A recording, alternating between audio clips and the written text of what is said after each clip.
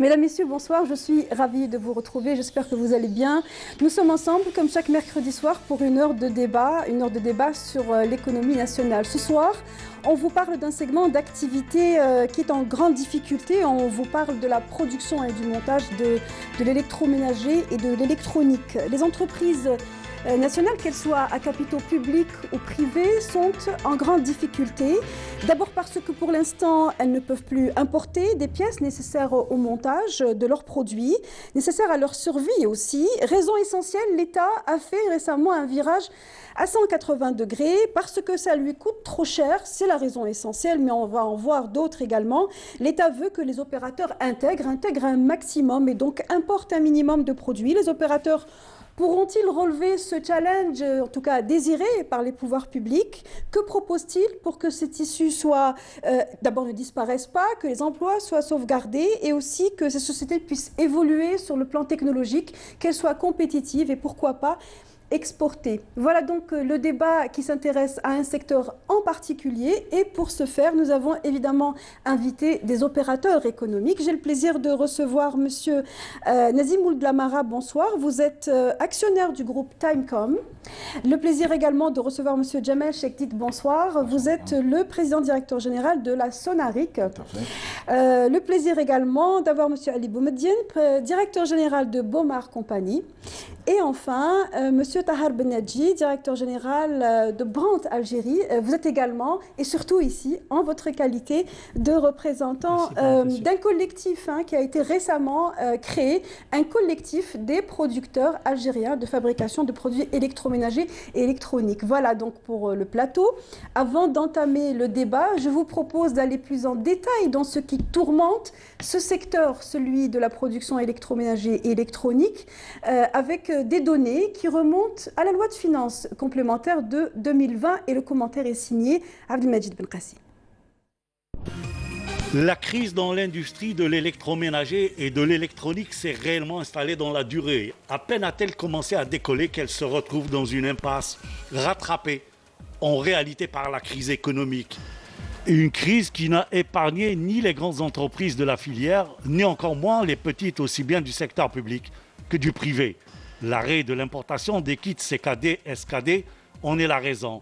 La loi de finances complémentaire 2020 avait abrogé l'ancien cahier de charges relatif à l'importation des kits. Mais tout en permettant depuis février de l'année en cours le déblocage des marchandises importées. Il sera mis fin aux avantages et exonérations fiscales dont jouissaient les usines de montage. Il sera par ailleurs demandé aux banques de cesser les domiciliations des opérations d'importation des kits CKD et SKD. Les importations de la filière électroménager ont atteint près de 1,2 milliard de dollars et celui de l'électronique près d'1 milliard de dollars. Dans la foulée, le NIEM de Tizi Ouzou, le fleuron de l'industrie électronique et électroménager, sera pleinement affecté avec ses quelques 1700 travailleurs. Il aurait fallu l'intervention des pouvoirs publics qui en sont les propriétaires pour sauver cette grande entreprise de la fermeture. L'État a injecté 1,1 milliard de dinars pour permettre à l'ONIEM de souffler. Un sauvetage in extremis certes, mais ce n'est guère la solution.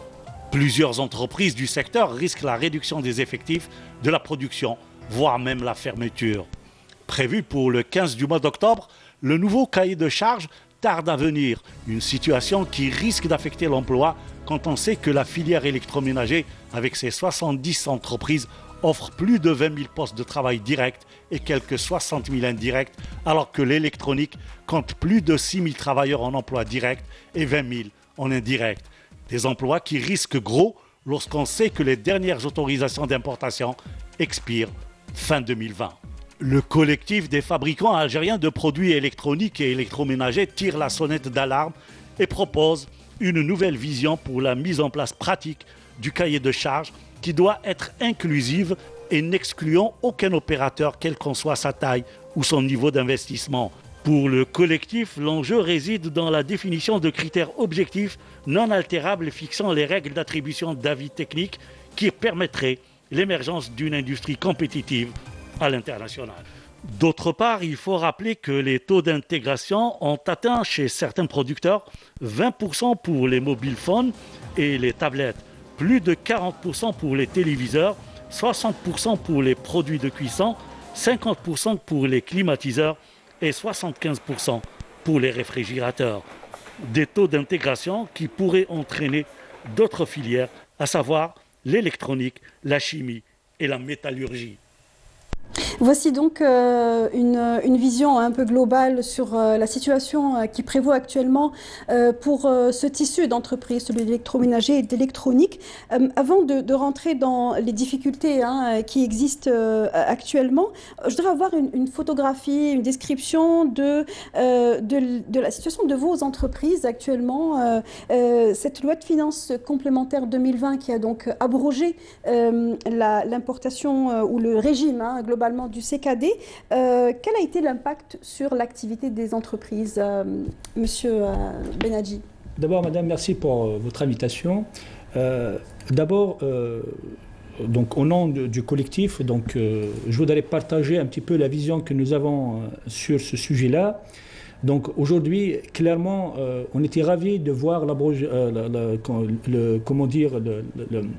la décision des pouvoirs publics. La décision des pouvoirs publics qui vient abroger en réalité le régime CKD pour mettre en place un nouveau système. Parce qu'en réalité, donc, le CKD, ça ne doit jamais être une fin en soi. Donc il faut aller vers un nouveau système qui encourage davantage d'intégration, de valeur ajoutée locale, mais aussi l'émergence d'un tissu de sous-traitants local. Donc le point est clair à ce niveau-là. Il était temps pour qu'on mette un vrai cahier des charges parce qu'avant, clairement, il y avait certes des autorisations CKD que les pouvoirs publics donnaient, mais il n'y a aucun cahier des charges. Vous allez partir, vous demandez à n'importe qui au niveau du ministère de l'Industrie ou à n'importe quel opérateur, on ne sait pas quels sont les critères objectifs qui permettent l'obtention de ces autorisations-là. Donc là, la loi de finances est venue pour mettre fin à ce système-là et pour mettre un nouveau cahier des charges. Mais la vraie problématique a été qu'elle s'est posée.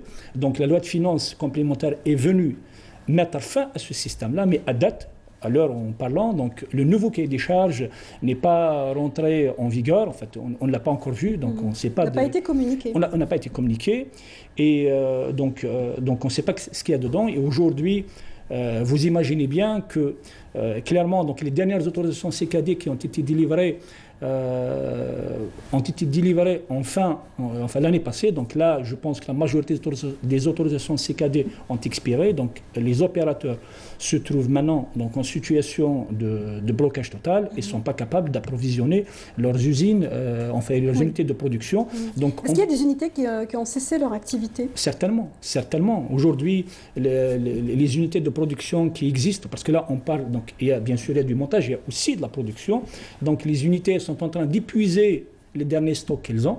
Donc aujourd'hui, le secteur et les entreprises et la plupart des entreprises en tant qu'entreprises citoyennes essayent de maintenir tant bien que mal les emplois qu'il y a, parce que là, il n'y a pas que, donc il y a le Covid en parallèle, mais le plus grand problème aujourd'hui, c'est... c'était avant le Covid. Le problème est venu avant le Covid. Mais là, c'est clairement, donc, on y va vers l'arrêt total des activités. Si des solutions ne sont pas envisagées immédiatement, en urgence. Vous faites bien donc de préciser un peu le cadre un peu légal qui touche les activités.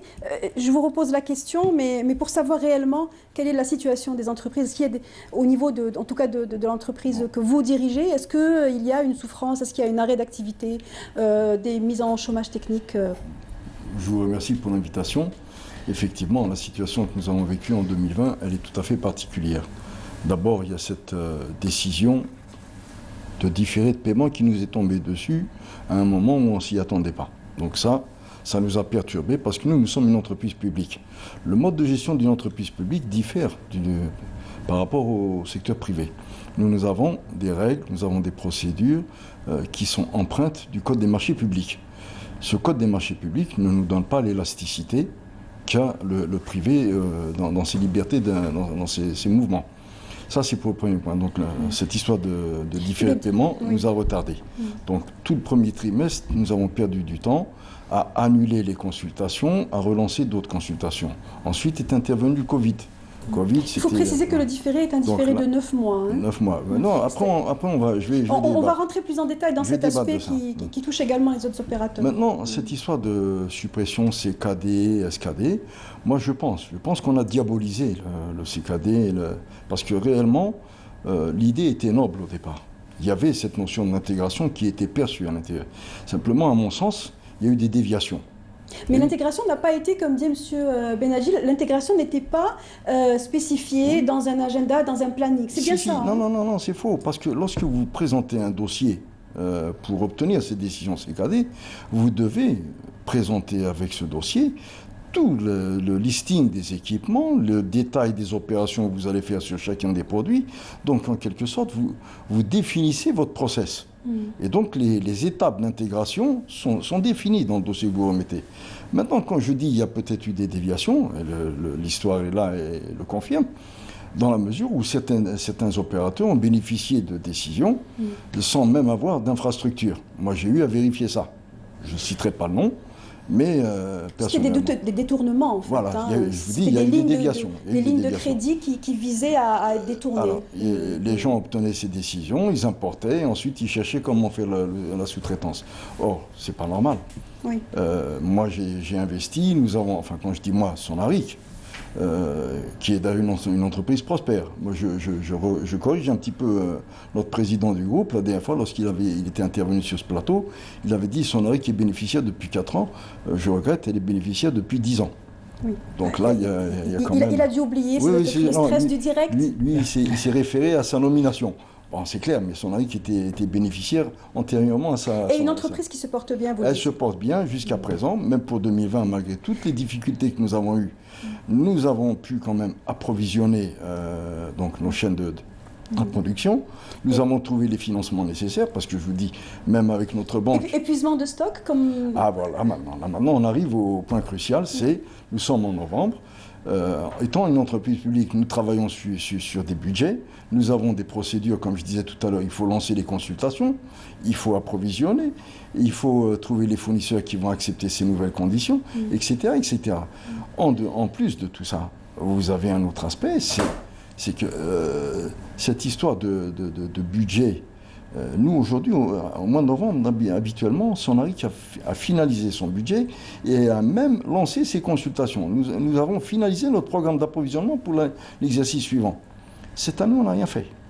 On n'a rien fait, pourquoi? Parce que nous attendons ce cahier des charges, qui ne veut pas venir, on ne sait pas ce qui se passe. Oui. D'ailleurs, on ne sait rien, de ce cahier des charges. Oui, il fut un temps, nous avons, je m'excuse, je monopolise, il fut un temps, nous avons été associés à des réunions préparatives concernant la conception de ces cahiers de charges. Il y a 2 ans de ça, je me souviens avoir assisté à des réunions au ministère où j'avais exposé le problème de ce fameux taux d'intégration qui se pose pour une entreprise publique de manière différente que pour le privé. Le privé peut investir comme bon lui semble. Je pense que voilà, on a une photographie déjà de Sonaric et revenir aussi sur plusieurs points que vous venez de citer. Monsieur Oudlamara, la situation de votre entreprise qui est dans le montage de la téléphonie mobile, c'est bien ça.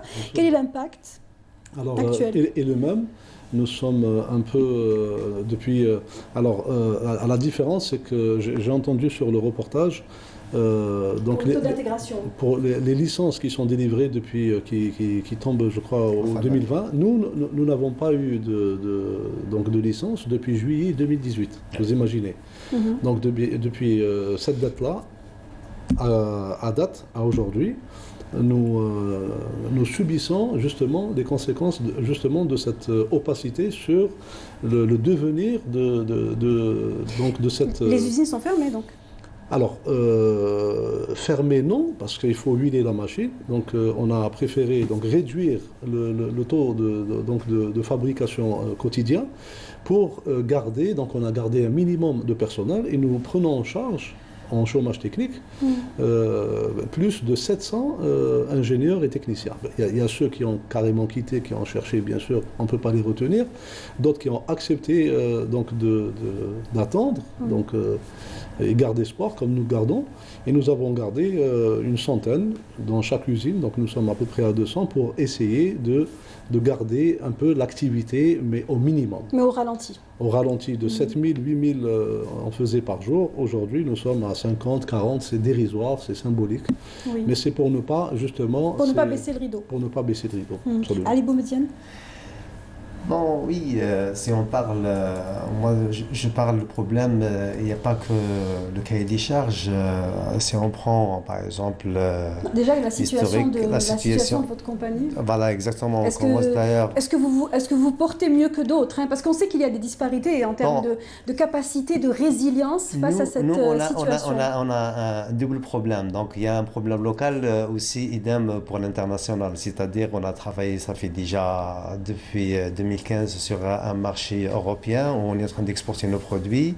Donc on a un problème aujourd'hui de disponibilité sur le marché. On a déjà investi beaucoup d'argent, c'est-à-dire aujourd'hui il y a une stabilité depuis 2015, ça fait 5 ans, c'est pas évident. Hein.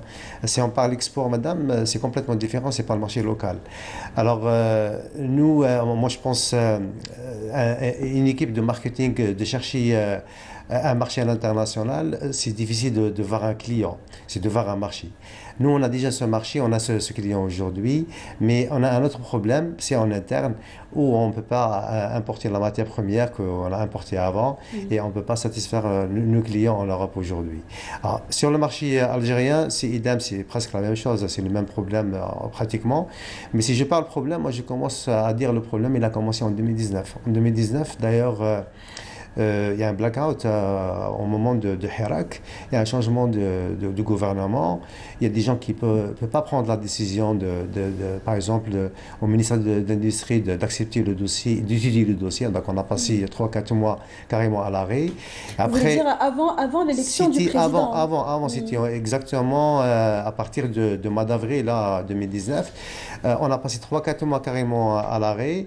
Et après, on reprend l'activité au mois d'août parce qu'on a reçu notre décision au mois d'août. Et après un mois, juste un mois après, il y a la décision de la BEF qui demande un différé de paiement de 9 mois.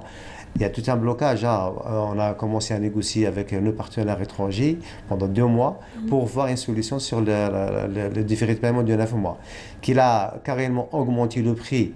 Pour le marché local, bon, le marché local, apparemment, il y a une stratégie du gouvernement de réduire la consommation, on est clair, mais il a touché carrément le prix à l'international où on n'est pas compétitif. Ça, c'est un problème. C'est à cause du différé? Tout à fait, le différé de paiement, parce que c'est pas gratuit. Si on parle de différé de paiement... Est-ce que vous pouvez rappeler le nombre de pays vers lesquels vos marques compagnies exportent? Nous, on exporte vers l'Espagne. On a commencé en 2015 vers le marché espagnol, et après, on passe en 2016 au Portugal, et en 2019, on a touché le marché italien. On a aujourd'hui même, on a investi de voir même le service après-vente, c'est-à-dire on est en train de sous-traiter le service après-vente à l'étranger. Et en 2019, comme par hasard, on était en phase de réaliser un contrat avec un opérateur allemand qui demande carrément 1 million de pièces par an. Malheureusement, après avoir cette décision de la BEF, un différé de paiement de 9 mois, qui a carrément bloqué l'opération, on a envoyé des échantillons, ils ont été testés et acceptés par le client. Malheureusement, jusqu'à aujourd'hui, on a laissé... Pas suffisamment concurrentiel à cause de ce problème de différé. On ne peut pas. Et le problème, c'est que carrément, je ne sais pas est-ce qu'ils ont réfléchi pour prendre des décisions comme ça, de voir un différé de paiement de 9 mois. À côté, on est en train de carrément de bloquer carrément une recette en devise. Là, je pense que c'est pas réfléchi. On allait penser des taux d'intégration, mais puisque vous insistez énormément, et je comprends que ce soit votre souci actuel, le différé de paiement, continuons dans cette parenthèse. Est-ce que vous pensez que l'État se tire une balle dans le pied avec ce différé de paiement de 9 mois? Pour expliquer en quelques mots, et dites-moi si je ne me trompe pas, pour nos téléspectateurs, c'est-à-dire que lorsque quelqu'un va importer une marchandise, il va payer son fournisseur 9 mois après avoir signé en fait le contrat. Hein. C'est bien ça, hein? Effectivement. Donc, en réalité, donc, cette décision-là, donc, elle a été prise donc, uniquement pour les secteurs d'importation des kits CKD. Pas pour les autres secteurs, il n'y a que pour les secteurs CKD. Oui. 9 mois de délai de paiement, ça sous-entend Est-ce que ça coûte plus cher pour l'État? Bien sûr que ça coûte plus cher. Ça coûte plus cher, mais aussi il y a un autre problème pour moi au-delà du prix, parce qu'en réalité, ça doit coûter plus cher à l'État en termes. Donc, il y a plus de sorties de devises. C'est clair, ça coûtera plus cher pour le consommateur algérien, mais aussi, donc il y a un énorme risque pour les opérateurs, parce que 9 mois, donc Donc il y a énormément de risques de change. Oui. Et là, après 9 mois, donc, on risque les produits qu'on aurait importés, on les a fabriqués, on les a vendus.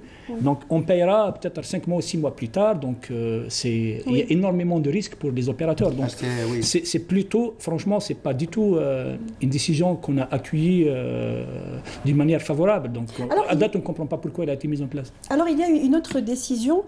Cette fois, encore une fois, le cahier des charges n'est pas encore officiellement annoncé, mais des échos du ministère de l'Industrie disent que c'est un taux de 70% qui est visé pour le secteur que vous représentez. Est-ce que vous pensez que ce genre de mesures, là, puisqu'on parle de différé de paiement, est-ce que c'est quelque chose qui peut aider à arriver à un taux d'intégration pour le secteur électroménager électronique? Je vais vous demander d'être objectif, c'est difficile. Dans mon analyse, si vous permettez. D'abord, il y a cette histoire de différé de paiement. Moi, je suis peut-être le plus vieux autour de cette table. Il fut un temps, dans les années 60, 70, 80, on avait, l'Algérie négociait des lignes de crédit gouvernementales. Et si on avait eu ça aujourd'hui, ça aurait été plus bénéfique que ces histoires de différé de paiement qu'on demande à un fournisseur qui lui-même doit passer par sa banque, etc., etc. Donc ça génère des frais. En plus, des pertes de change que ça risque d'engendrer. Mais tout ça, c'est le consommateur qui va supporter tout ça, on le dit. C'est de l'inflation. Ah oui. Maintenant, cette histoire de taux d'intégration, pour le secteur public, je reviens toujours parce que je parlerai que du secteur que je connais. Le secteur public, moi je vous dis, j'ai parlé de ça tout à l'heure, le code des marchés publics, il est comme une épée de Damoclès sur nos têtes. Moi je ne peux pas développer, investir et courir le risque demain de voir cet investissement mis au garage parce que tout le reste que je dois l'importer dans la transparence, dans le respect des procédures.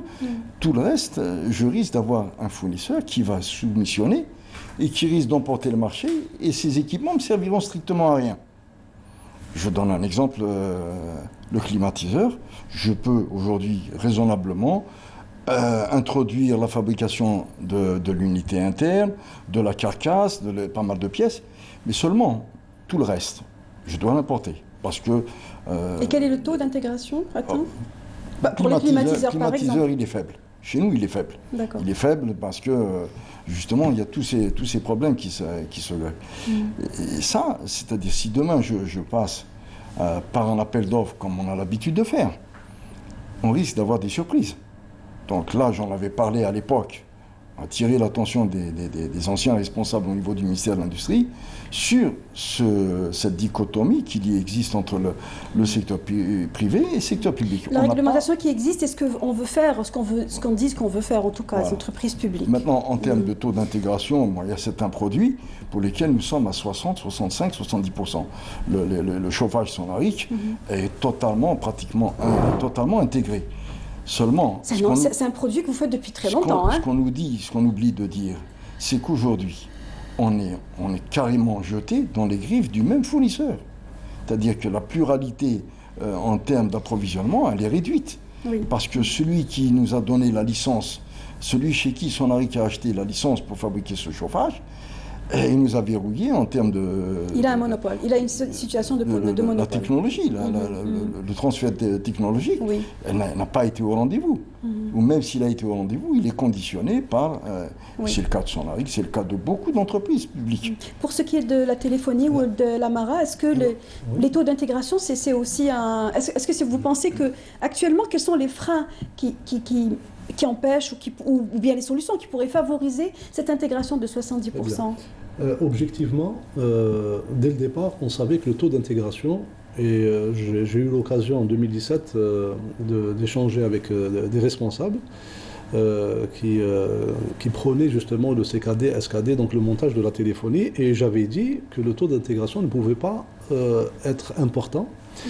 Je donne toujours l'exemple j'ai rencontré, parce que je représente une marque coréenne, que je ne vais pas citer aujourd'hui. Merci.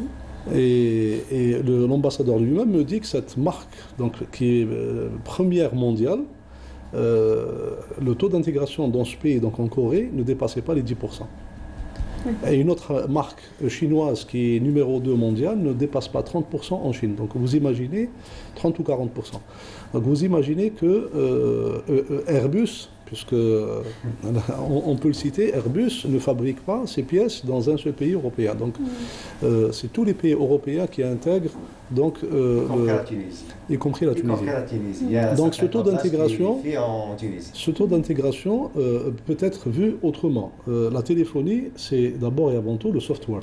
C'est-à-dire qu'il ne faut pas voir uniquement le hardware, physique, en fait, le hardware. l'appareil. Moi, je donne toujours l'exemple de celui qui perd un téléphone qui a coûté 80 000 dinars, par exemple. Vous êtes prête ou prêt à débourser 200 000 dinars pour le récupérer, parce que ce qui vous intéresse, c'est ce qui est intégré à l'intérieur et non pas sa structure. Et donc, là, on pourrait penser à, pourquoi pas, embarquer. La valeur ajoutée, c'est d'embarquer justement toutes les applications, les produits de nos startups, parce qu'aujourd'hui on parle d'économie de la connaissance, économie on veut digitaliser, on veut numériser notre économie, et c'est à travers le téléphone qu'on pourra, uniquement le téléphone, qui représente 80% de la connectivité totale, smartphone, tablette et ordinateur, c'est-à-dire laptop. Aujourd'hui, le téléphone est l'élément central pour justement internationaliser les applications, les produits de nos pépites algériennes à l'étranger. Et je donnerai, si vous permettez, l'exemple du marché africain aujourd'hui, qui est l'un des plus importants, voire le plus important à moyen long terme. Dans tout ce qui est téléphonie, numérique. Oui, il y a un potentiel. Il y a un potentiel énorme. Et nous sommes les seuls à avoir donc cette industrie de montage qui pourrait justement intégrer toutes ces applications et les exporter. Je citerai l'exemple de nos startups comme les VTC, pourquoi pas les citer aujourd'hui. C'est une fierté nationale. TomTom, Yassir. Alors oui, voilà. Donc vous êtes en train d'expliquer qu'il peut y avoir une intégration, une création de valeur ajoutée, et on va dire virtuelle, hein, et, non pas en hard. C'est important aujourd'hui, mieux que si on parle, exemple, le numéro 1 mondial, l'américain. Il fabrique 100% en Chine. Donc, il n'y a que le système d'exploitation et la partie design, si on parle design externe et interne électronique, qui est développé en Californie. Mais réellement, tout est fabriqué en Chine. Le souci, c'est que pour revenir à l'Algérie, nous sommes quand même dans une situation qui n'est pas du tout favorable à faire des affaires. Voilà, les réserves de change sont en train de diminuer comme une peau de chagrin. 40 milliards de dollars à la fin de l'année 2021. Hein. C'est ce qui est projeté, hein, encore une fois, on ne sait pas ce qui va arriver en 2021. L'État dit que, à la limite, pourquoi fabriquer quelque chose dont on va importer 80% d'éléments avec de la devise, alors que l'on pourrait tout simplement l'importer tout prêt, tout fini finalement. Et à un moment donné, madame, on prend l'exemple, on peut dire aujourd'hui, on a zéro de réserve, hein, on n'a pas de réserve. Et on ne peut pas fabriquer les produits, ou bien le minimum. On est en train de parler de la téléphonie 18%, cuisinière 60-70%, un téléviseur de 40%. Et on fait marche arrière, on dit non, stop, on n'a pas besoin d'importer ce produit. Laissez-nous travailler carrément de l'importation. On va importer, on n'a pas de devise. Moi je pense... on va importer le nécessaire. Nécessaire quoi? Ok, mais à un moment donné... Il y a un chômage, on reste toujours un pays qui l'importe. On prend l'exemple, je vais donner juste un exemple dans notre domaine. Il y a, dans le bassin méditerranéen, il y a la Turquie, c'est un pays, je peux dire, qui est numéro 1, pionnier dans cette partie après la Chine. Et il y a un autre pays qui est en train de préparer, c'est un pays pas loin, il est juste à côté, il y a l'Égypte. L'Égypte est en train de faire un travail, il avance. Donc si on va continuer comme ça à importer, assurez-vous que dans 2 ans max, dans 2 ans, vu le protocole signé avec les pays africains, l'Union africaine, le libre-échange, carrément on va importer un téléviseur, cuisinière, machine à laver, fabriqué 100% en Égypte avec zéro taxe de douane. Si on parle, parce qu'il y a des engagements. Donc il faut qu'on travaille aujourd'hui. Moi je pense qu'il y a un travail, ça fait 20 ans. Si on parle de cahier de charge, c'est intéressant comme projet. Si on parle... Et on va parler justement de ce qui pourrait être proposé de votre part en tant qu'opérateur dans ce cadre de ce cahier de charge. Juste une réponse, Tahar Benadji, par rapport à cet aspect de voilà, le produit fini, le produit importé en pièces. C'est clair, aujourd'hui, les pouvoirs publics donc, et l'Algérie a tout intérêt à ce qui est de la production locale, ce qui est de l'intégration locale. Donc, nous avons besoin de valeur ajoutée locale, nous avons besoin de créer de la richesse en local et nous avons besoin d'avoir de l'emploi en local. C'est clair qu'il faut qu'on aille vers la production locale. On a taxé, pour moi à tort, l'industrie électronique et électroménager de boulonnage ou l'absence d'intégration. C'est faux. Il y a beaucoup d'entreprises qui sont dans l'intégration, qui ont des niveaux d'intégration assez élevés. Je ne parlerai pas de taux parce que le taux, il faut d'abord définir comment on calcule ce taux-là pour qu'on puisse définir quels sont les taux. Mais il y a des niveaux d'intégration assez élevés. Aujourd'hui, nous avons des entreprises qui sont dans le collectif et qui sont à l'extérieur du collectif. Donc on voit dans le secteur public des entreprises qui fabriquent des niveaux d'intégration très élevés dans les chauffages à gaz, dans les cuisinières, dans les réfrigérateurs, dans les machines à laver, des entreprises même qui exportent ces produits-là. Donc il y a pas mal d'entreprises qui exportent des centaines de millions de dollars en ces entreprises-là, en ces produits-là. Aujourd'hui, c'est clair, donc on doit y aller vers l'intégration.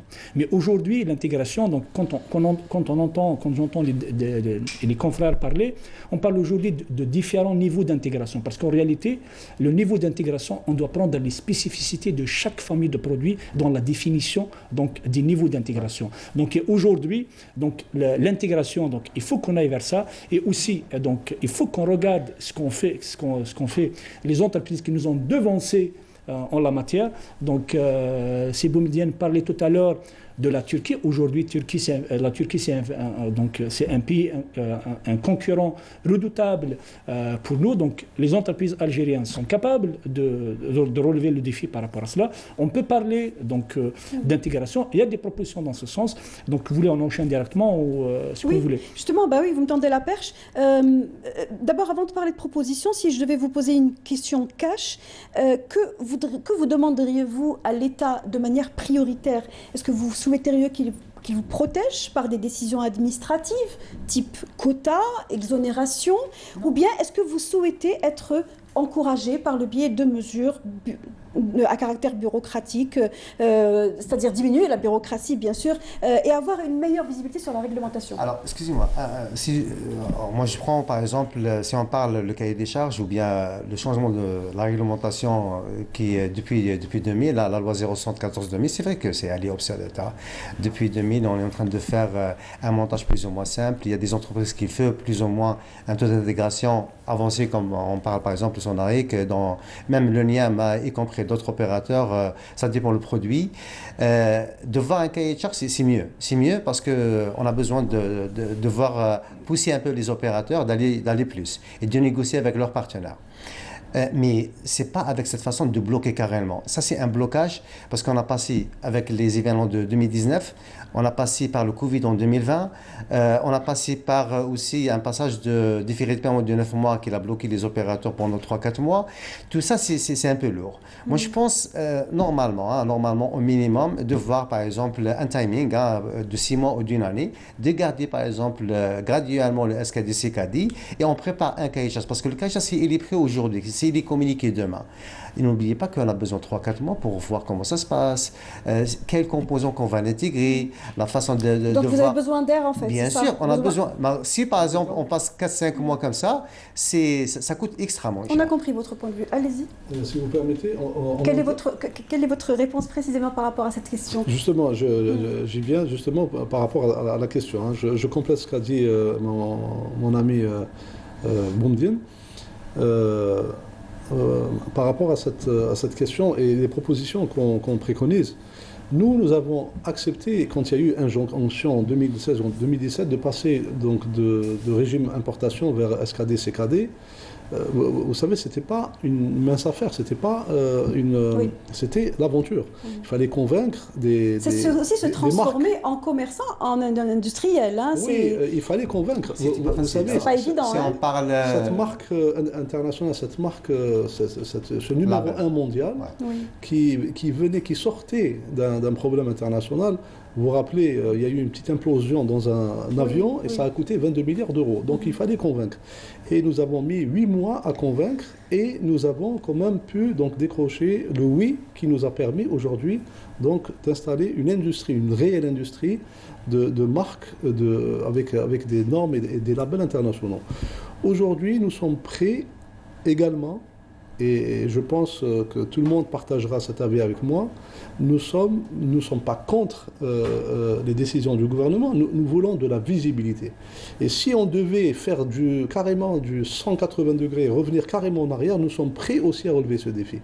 Même si on a consenti des milliards de dinars d'investissement, ici, si on fait un tour de table, on dira que toutes les entreprises ont investi beaucoup d'argent. Nous sommes prêts à faire le sacrifice pour l'intérêt du pays, mais il nous faut de la visibilité. Jamel Chekdid, qu'est-ce qui est aujourd'hui une priorité pour vous en tant qu'opérateur public? Nous aujourd'hui, ce qui nous importe, c'est de pouvoir retomber sur nos pattes. Il se trouve que nous avons évolué dans un système qui a perduré pendant 20 ans, et comme ça, du jour au lendemain, on nous dit stop, la récréation est terminée, on vient.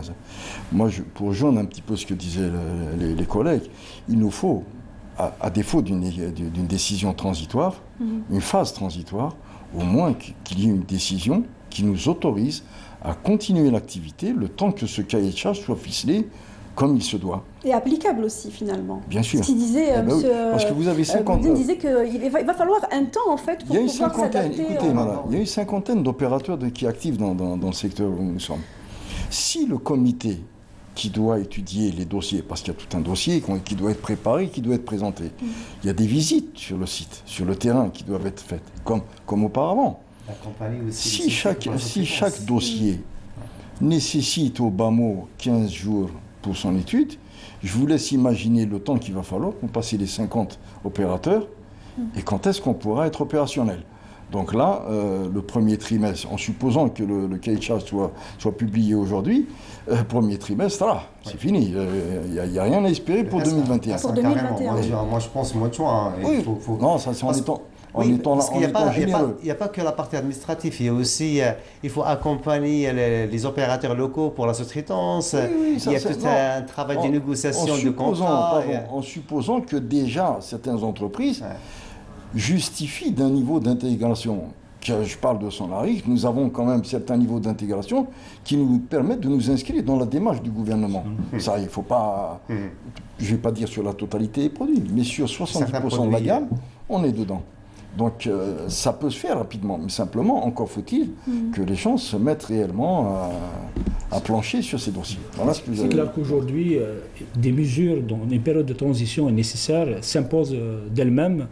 Et puis cette mesure-là, parce que là, comme l'a dit Siej Chekdid, donc le ministère de l'Industrie a besoin de temps pour traiter tous les dossiers de toutes les entreprises. Ensuite, il faut qu'on donne... Il y a des entreprises qui sont prêtes, mais des entreprises peut-être qui n'ont pas suffisamment d'intégration, mais qui veulent s'inscrire dans l'intégration. Il faut qu'on leur donne la chance d'investir. Parce qu'il y a une réalité aussi de réseau de sous-traitance qui risque qu'il est. Mais aujourd'hui, donc, le moindre investissement, on ne peut pas être fait sur une période inférieure à 18 mois. Donc une période de transition s'impose, mais aussi il faut vite qu'on mette en place ce cahier des charges-là. Il faut que le cahier des charges réponde. On a attendu autant de temps. Il faut qu'il réponde aux attentes des opérateurs. Alors justement, vous en tant que collectif, représentant du collectif des producteurs de fabrication de matériel électroménager et électronique, avez fait des propositions.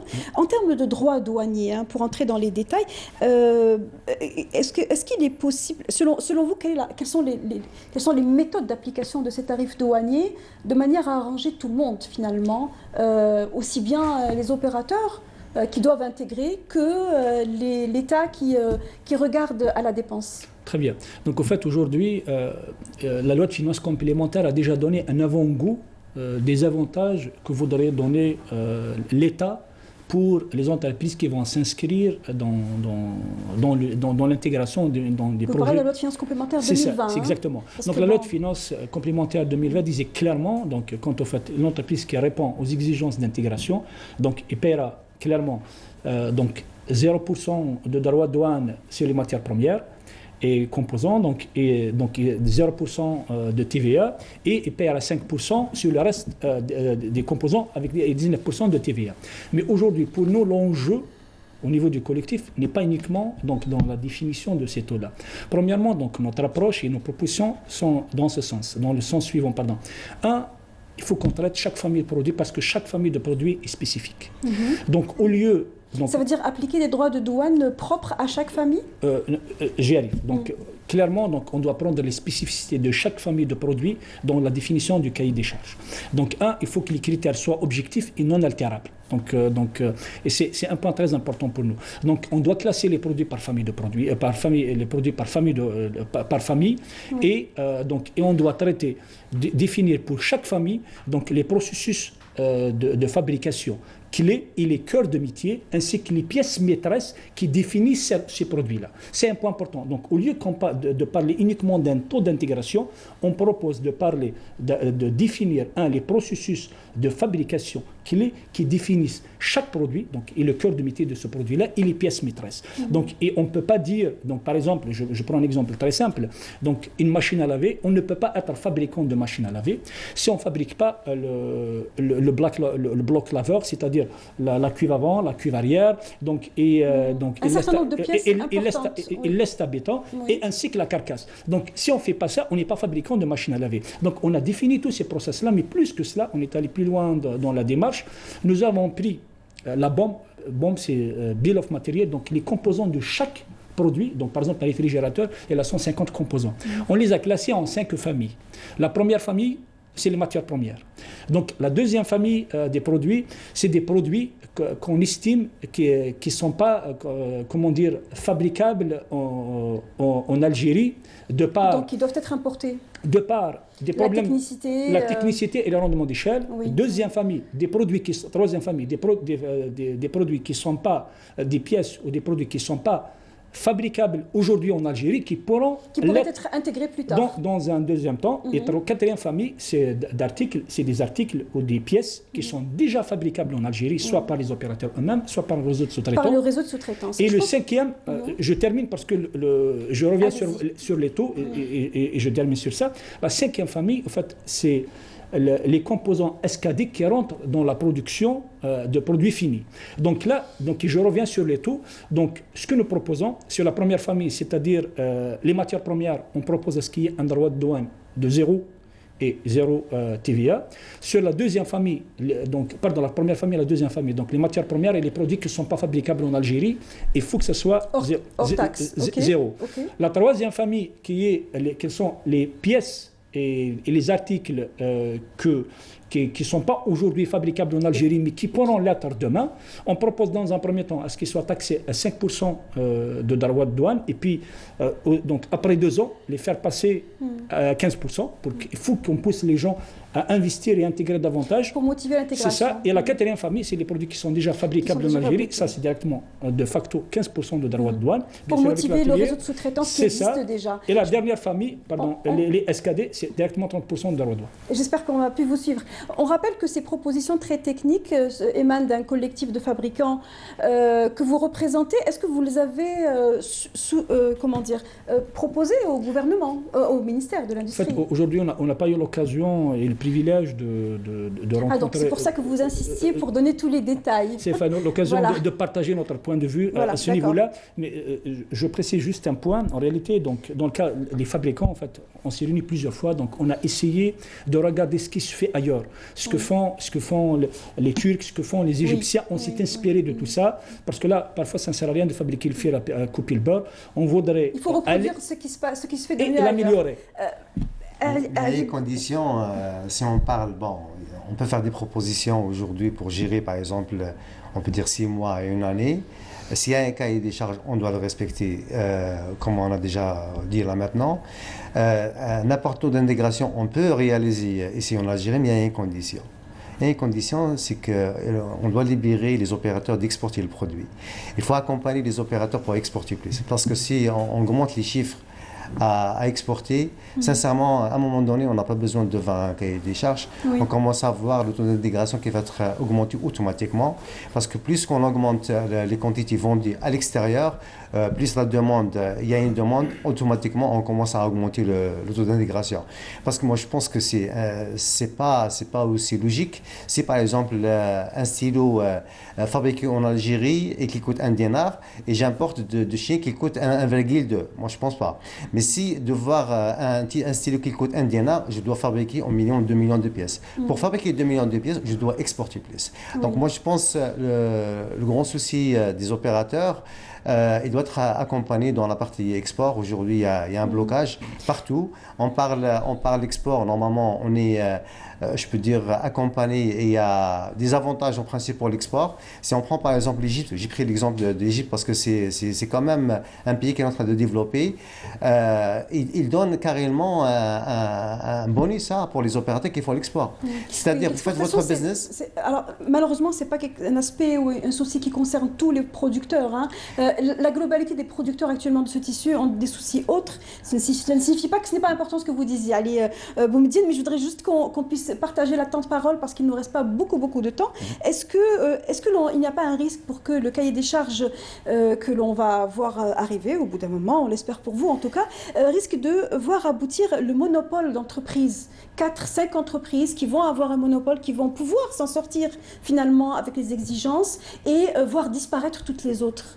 Djemal Chekdid. Écoutez, moi je ne peux pas préjuger du contenu d'un document auquel je n'ai pas été associé ni même eu connaissance. Maintenant, effectivement, on peut tomber dans ce cas de figure si ça a été mal conçu à la base. C'est pour ça que moi, personnellement, j'ai toujours milité pour que les ingénieurs de Sonaric activent au niveau de ces comités techniques pour pouvoir assister. Être une force de proposition. Pour pouvoir d'abord, pour nous, c'est une veille concurrentielle et ça permet aussi au ministère de l'Industrie d'avoir un œil critique sur les capacités réelles de ces opérateurs qui demandent ce type d'avantage. Donc c'est une manière de sécuriser aussi le gouvernement.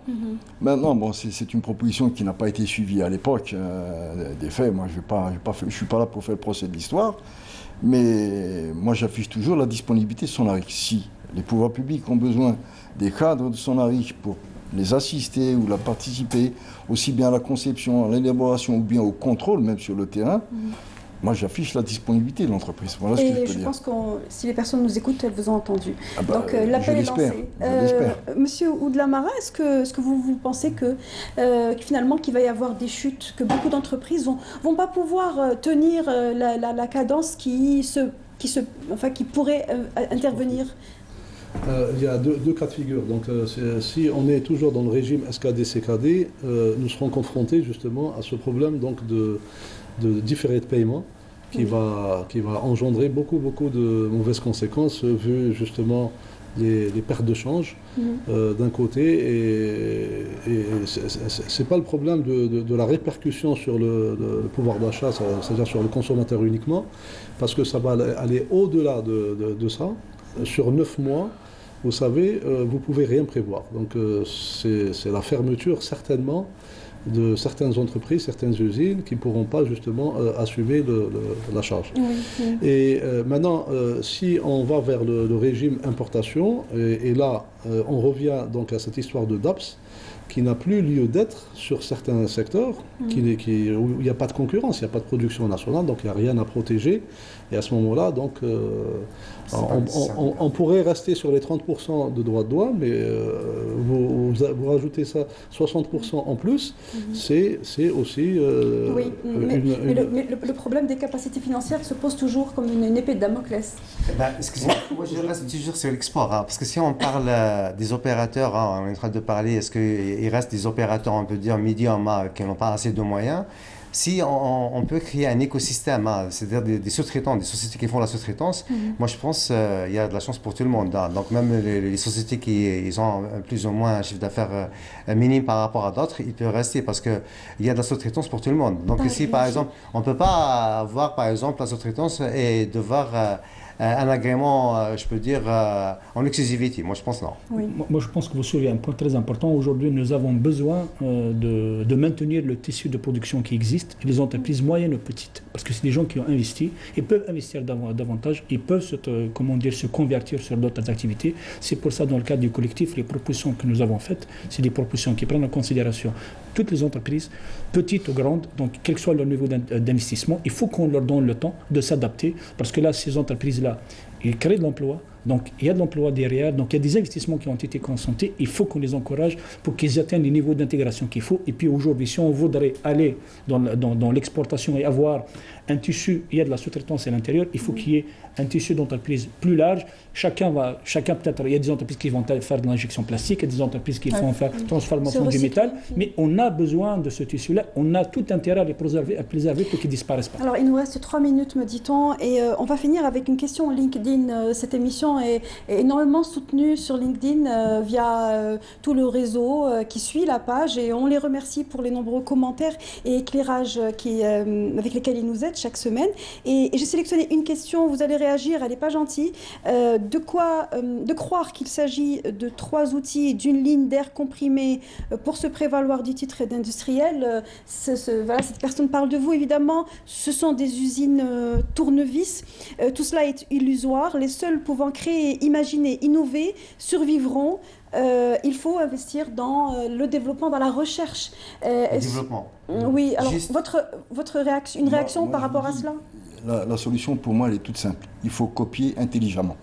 C'est ce que nous faisons à Sonaric. Nous participons à certains salons, nous copions et on intègre. Et il n'y a pas de mal à ça finalement. Il n'y a pas de mal. Nezimoul Damara, on va faire le tour. Il y a eu un transfert de savoir. Et il faut savoir qu'il y a eu beaucoup de formations à national et à l'international et nous avons un acquis. Aujourd'hui, ces investissements sont là. Le Trésor public c'est des devises qui sont sorties, donc l'investissement est là. Les formations dans le domaine de la GRH est palpable, et là, c'est un acquis qu'il faut préserver. Maintenant, tournevis, tout se fait avec le tournevis. Oui, ça commence comme ça. On a commencé par tourner le tournevis en 2001. Aujourd'hui, on a installé un équipement à l'université de Saïd Dahl Dablida. On est en train de former des ingénieurs avec des équipements de Boma. C'est installé gratuitement et on est en train de former les ingénieurs gratuitement. Et là, on est en train de servir pour tout le monde, c'est-à-dire même pour nos confrères sur l'activité. Il y a même des gens qui ont été formés avec nos équipements à l'université de Blida, qui aujourd'hui sont à l'étranger. Donc, il n'y a pas que le tournevis. Il y a le tournevis, il a ramené à un moment donné une valeur ajoutée où on est en train de former des ingénieurs. Oui. À l'époque, les ingénieurs, si je prends un ingénieur, par exemple, à n'importe quelle université, il fait que le théorique. Aujourd'hui, il pratique avec des équipements de l'entreprise de Boma. Voilà qui est dit. Le dernier mot est pour vous, Tahar Benadji. Je vous dis, aujourd'hui, il y a des entreprises dans le secteur de l'électronique, l'électroménager qui ont des centres de recherche et développement. Je vous invite à visiter nos usines. Donc, les usines des fabricants d'électronique et d'électroménager, il y a des investisseurs qui ont investi plus de 400 millions de dollars dans des usines, plus de 200 millions de dollars dans des usines. Vous comprendrez très bien que ce n'est pas uniquement du tournevis, il y a énormément d'intégration. Donc il faut regarder cette activité-là. Je pense qu'ils peuvent être des champions demain, ils peuvent être des entreprises qui vont exporter. On est confiant pour que peut-être la réglementation qu'il faut soit mise en place. Peut-être à horizon 2 ans, 3 ans, on pourra exporter quelque chose comme, sur le secteur de l'électroménager, quelque chose comme 400 à 500 millions de dollars. Je pense que c'est un secteur...